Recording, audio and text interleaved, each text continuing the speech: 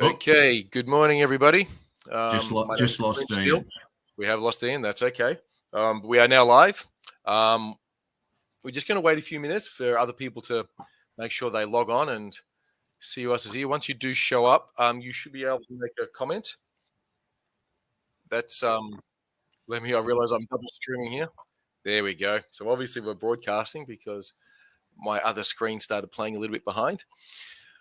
So once you're here and you've logged on, let us just write a message. Let us know you're here. Like I said, we've got 5 minutes. We'll wait for that to happen. We've still got one person by the name of Ian who seems to have some troubles connecting. It looks like he's logged on, but his device is not connected. Here we go. Ian, I think we can at least hear you now. Can you hear us? Yeah, I can hear you, but I cannot make the camera work no matter what I do. I'll just go and get my tamer. That'll fix it. No worries. Just so you know, Ian, because you have come in a little bit late, but just so you know, we are currently live, so everything you say will be recorded. Yes, I heard that. I've been trying to make the camera work for 10 minutes. No worries. Okay, that's fine. And I've given up. So why do I have this little window down over here? So, Ian, you can see us, but we can't see you. Is that what's going on? I can hear you perfectly, but the camera will not come on. No. Clearly, part of it's on because the microphone's in the camera. It might actually be a permissions thing. Just that could be something you think about, Ian. So just so you know, if you're watching now, just remember the people who run this challenge, they too struggle with technology at times. So don't go thinking we're absolute geniuses who know how to make everything work. No. Especially when it's a hardware issue. There's broken wires in this computer. I know that, but it was working before. Okay, no worries, Ian. We shall push on, and we can make things work. So just wait a few minutes longer. We don't seem to have anybody with us just yet.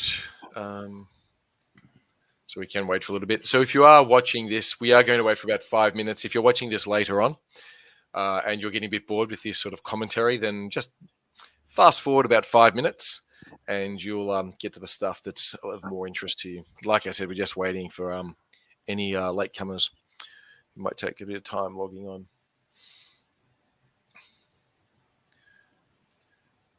Okay, now also just for those of you who are happen to be watching this stage, we don't have David with us, who was going to be a representative for the kit cars, but we do have people here who do know a bit about the kit cars, so we'll be able to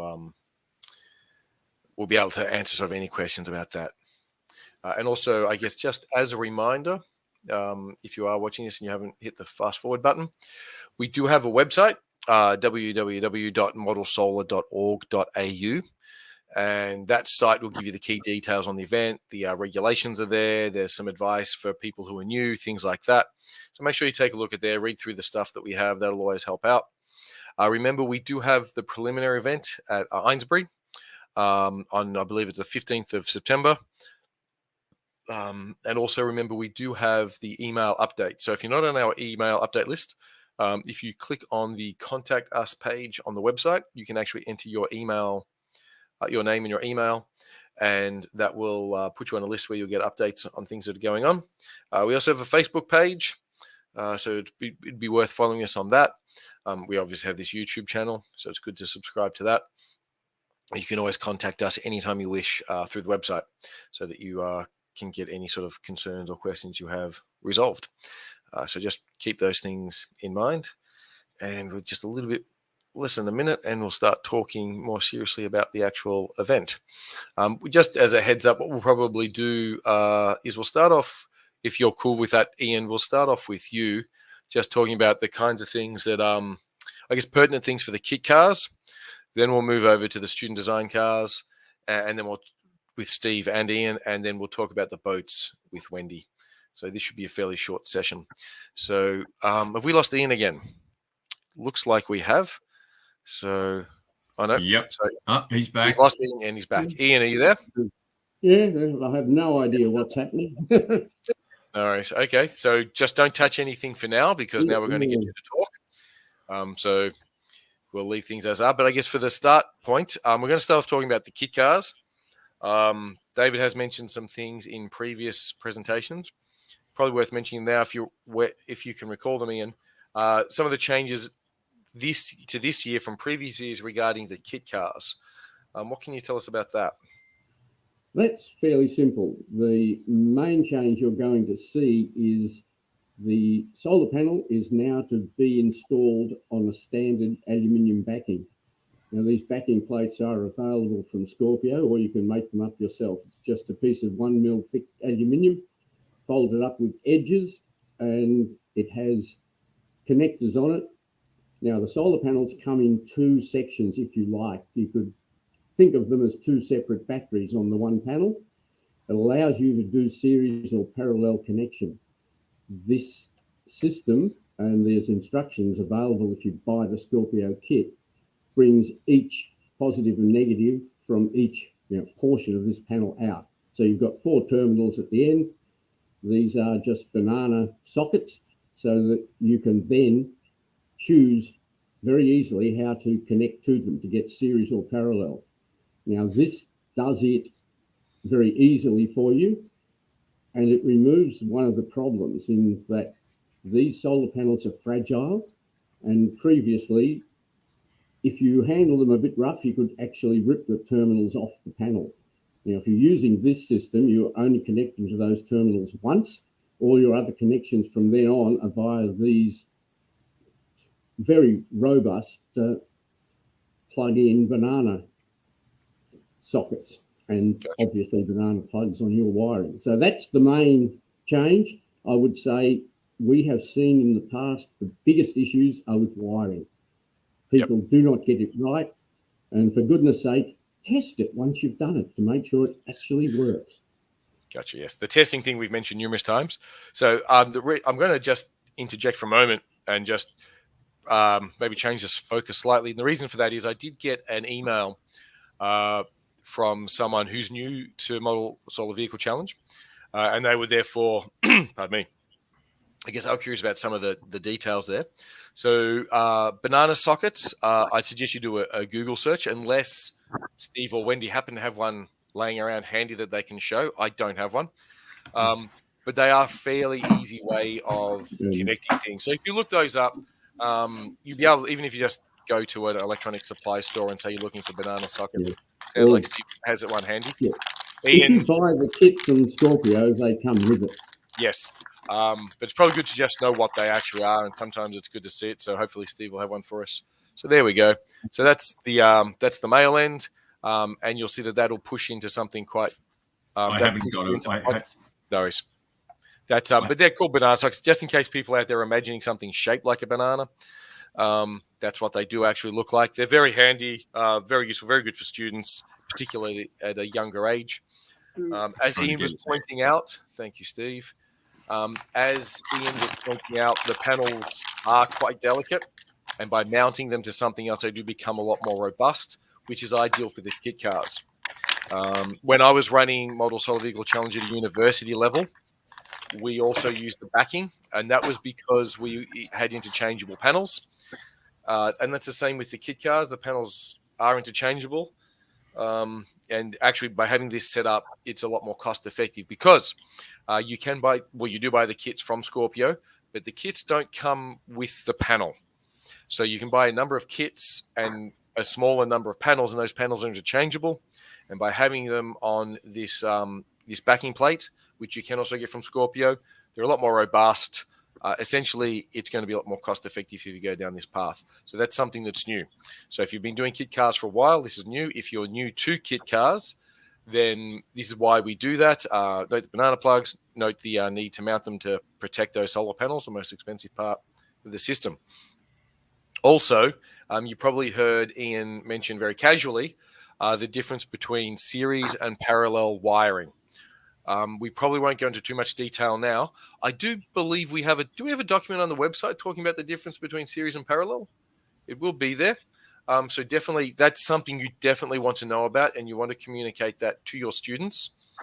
If you do your best to read up on it and still don't understand, like I said earlier, send us a message. You can contact us through the website. We've also got the Facebook page, things like that, and we'll help you help get you up to speed. And then also, as Ian did say, make sure you get your wiring right, particularly with the kit cars. And I guess this is where I'll throw to everybody here. The kit cars are very much more a build and test than a design, build and test. There is some room for innovation in there, but it is very much about taking an established design, making it and understanding how it works. Therefore, to differentiate your car from anybody else, it really is about the quality of the build. And so I'll put this back to Ian, Steve, and Wendy, even though Wendy's more of a boat kind of girl. We'll talk.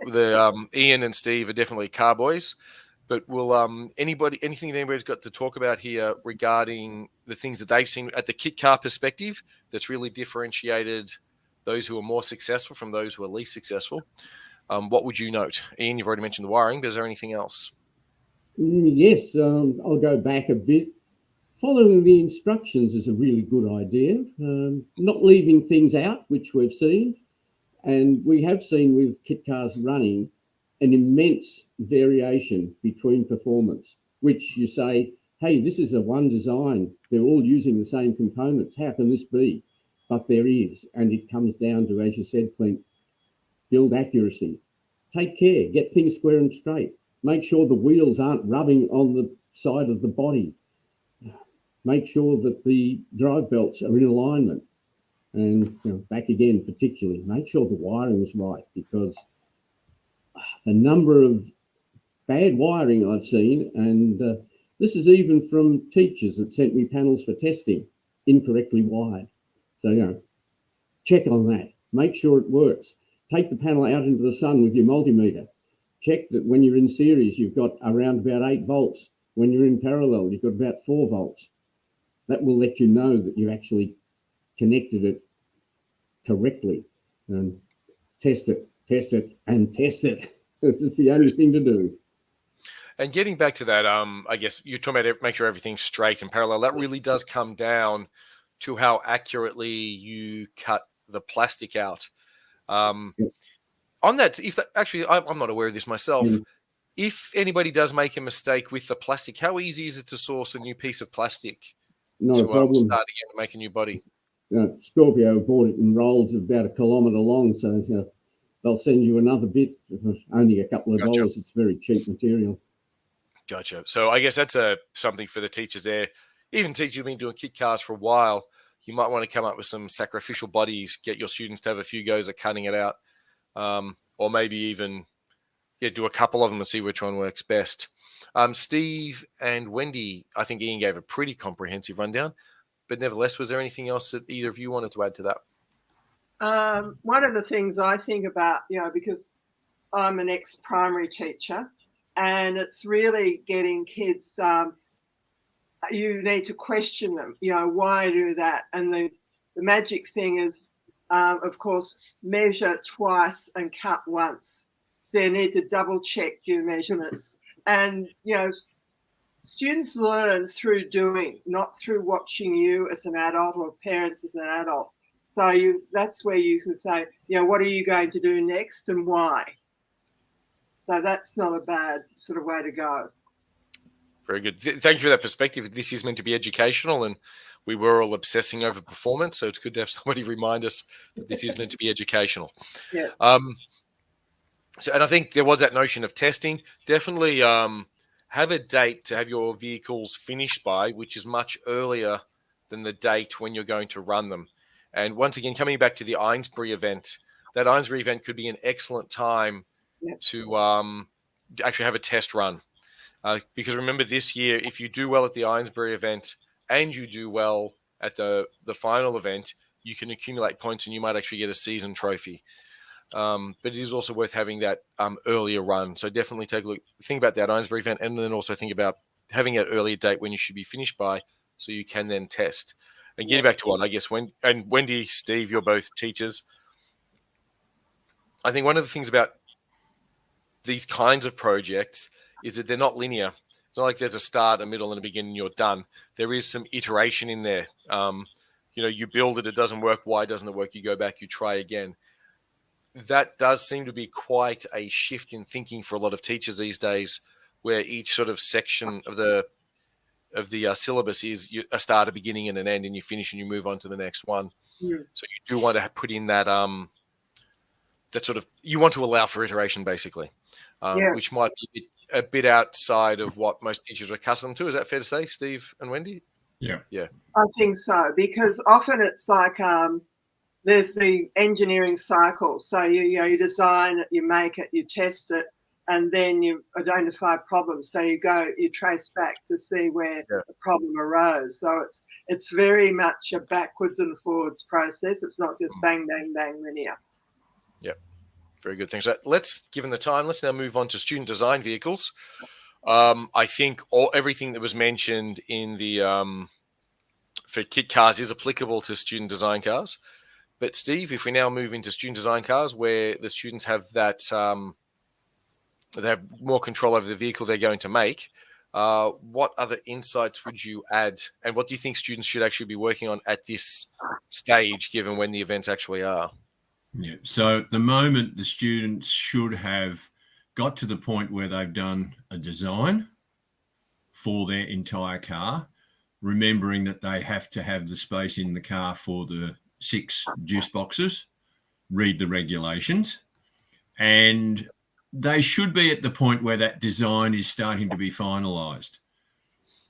You've got 12 weeks or so to actually get everything completed and running at this stage. It will take that long. There's a whole lot of bits to put together, and there's a body to be built to your design. So that's critical. And once again, when you've got the whole thing together, test, test, and test. Wiring is critical. A lot of the students are going to be using an electronics, which just plugs in, which is fine. However, it is important that they test it and make sure everything is functioning correctly. Don't forget you need an on-off switch. This is all covered in the regulations, which are online on our website. From my point of view, if you are really getting stuck, as Clint previously said, get onto that Contact Us page and leave a message, and somebody can come back to you and talk to you. And if necessary, you might be able to come and visit and get some support. Ian, have you got anything to add? You've covered most of it, but I would just add again, wiring. This is where we see so many people come to grief. And in the past, we've actually had people come along with a car that clearly they'd not tested, even by putting it in the sun to see if the motor moved. They were wired in such a way that the motor could not run. So obviously they'd done zero testing, hadn't found the fault, and often the faults are that difficult. We cannot fix them on the day because we are so busy running the event. We don't have the time to spend an hour and a half doing a rewire for someone. Really important. Test it first, and if you're in trouble, do something about it. Yes, definitely. Yeah. So test early. I think getting back to the what might be different for a lot of teachers is it once again that linear thing. You think you put it all together and it works. So the students have gone through a similar experience as well. So often the students think, I followed the instructions, I've put it all together, it will work on the day, and it doesn't always work. It's the things you don't think of that always get you. And so the students also might not be in that mindset. One thing, because I was lecturing engineering, one of the interesting things about engineering was that students found they could cram for maths, they could cram for thermodynamics. You can cram for the engineering science subjects. You can't cram a design project. It takes the time it takes. It might not necessarily be as intellectually demanding. The concepts might not be as difficult, but you can't cram it. You do have to put that time in. You can't leave it to the last minute. Once again, that's sort of an aptitude or an attitudinal difference between design and build projects and your, I guess what you call your theoretical type subjects. I was going to ask you about materials to build the body out of, but I think we'll do that after we talk about boats, because then we can talk about that more holistically. Wendy, once again, I think wiring, testing, all that kind of stuff, that's all applicable to boats as well. Yeah. Is there anything you feel that might have been missed out with regards to boats? I just think, it's so important for the students to read the instructions and particularly measurements, because in the past we've had some students come with a huge boat that won't fit the tank. And, we're kind people and we send them off with a group of fellow students and they have to rebuild their boat on the day because they get mixed up between millimetres and centimetres. That's what I was going to ask. Yes, millimetres and centimetres. Yeah. Yes, that is. That's what I was going to dig into. Yeah, and another key thing is you really do need to test the boats well, and you don't need to have a full. The first time we did it, which was way back in 1995, we didn't have a testing tub. So one of the teachers lived nearby and had a swimming pool. So that we went down to the swimming pool and we put it in. And of course it went backwards and went to the bottom of the pool. So often if you don't wire it properly, it's just a matter of swapping the leads over, but the boat will run backwards. And even last year when we ran the competition, a couple of boats, when the first iteration, they ran backwards and the kids, panicked a bit. So just check that. And I remind people to also, for all competitions, keep a record of all your testing. It might be a photograph and you can just sort of annotate it so that it could go together for you. Because remember, you have to produce a poster or a video, showing what you did. And that sort of leads into, the real world. When you think of the family car or boat, there's been lots of testing and recording of data to make adjustments. I was going to say, on that testing and measurement, I think something's unique to boats as well is your buoyancy. If you put a car on the ground, it will sit on the ground. It can't fall through the ground. Yeah. A boat can sink. And you therefore need to be aware of where your center of buoyancy is, where your center of mass is. Will the boat topple or things like that? So there is also, I guess, once you've built your boat, before you even put anything on there, just put the hull in the water and just make sure it sits okay. Because that is something extra you do need to come over. Like cars will sit there when you put them down, but boats can topple over and things like that. So that is another thing to be mindful of. As you're iterating through the design, you might want to test your hull. Thanks for that, Clint, because some boats, they put them in the water and the the front part of the boat goes under the water. And of course, when they move, they just, they try to reenact the submarine. And sometimes it makes a much better water sprinkler than it does a boat. Yep. When you just nose down, propeller up, just spinning water around everywhere. So that's another thing to be mindful of. So from the teacher's perspective, I guess you're aware of those things you want to get the students to test beforehand to make sure that they're actually traveling on. That's probably where you can be, I guess, of greater assistance, where you can provide that wisdom. So I want everybody to build their hulls now. Let's see if they float, things like that. And take the next stage. Make sure you run them. Make sure that the nose doesn't go down or up or anything like that. So I think given the time we've got, it'd be good to wrap this up in about half an hour. So I've got 7 or so minutes to go. Materials. Are there any particular materials anybody here would recommend students consider using? For kit car, you're pretty much sorted. But for the student design vehicles and the boats, what materials would you suggest people consider for their vehicles, particularly the bodies? Well, if you think about boats, the junior boats, which is a really basic level, it's quite often recycled materials, a lot of lightweight things like polystyrene are there. But the advanced boats, you've got more opportunities for things like, vacuum molded hulls and that sort of thing. But again, remember they have to float. Yes, they do. I was going to say, I remember we did get if you go to the Facebook group, there is a Facebook page, sorry. We did share a post with a polystyrene recycling company where they collect polystyrene from other places. And so you can get some recycled polystyrene and then you can cut it sort of any shape you like. It's recycled, so that's good. You're not sort of adding to the burden. You're sort of fitting within the current process that's already there. Steve, did you have any thing to add on materials you'd recommend or even avoid? No. Look, for the body of the car, core flute, styrene foam again, balsa wood, plywood. There's a bit of a design loop here. The basic car should be built, if you've never done it before, probably using the complete kit from Scorpio with the carbon fibre rods, so that it's easy to get a chassis that rolls and then just fit a body to the top of it. Over to you, Ian. What would you say? Yes, it's open go. If you're clever enough, you could build a body out of paper mache. And in fact, a complete car, bolt the axles to it. But Stephen's right.